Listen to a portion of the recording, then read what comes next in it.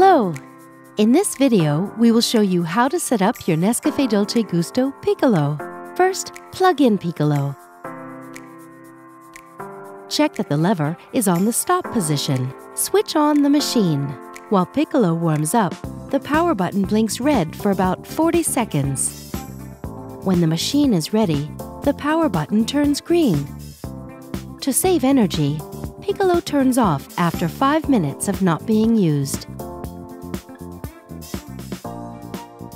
First, remove the water tank. Rinse it with drinking water. Then, fill it with drinking water and reinsert it. Take the rinsing tool. It helps drive the water flow during the rinsing process. If you don't have it, don't worry. You can still rinse Piccolo. Reinsert the capsule holder. Push down the locking handle. Remove the drip tray. Use a container to collect the water. Move the lever to the cold position. Piccolo will start rinsing. Wait until the water tank is half empty. Then, move the lever back to the stop position to stop the flow. Once the water flow has stopped, the power button blinks red. Don't lift the locking handle at this moment. When the power button turns green, move the lever to the hot position.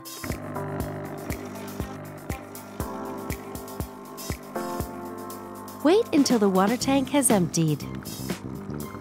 Then, move the lever back to the stop position to stop the flow. Once the water flow has stopped, the power button blinks red. Don't lift the locking handle at this moment. Remove the container.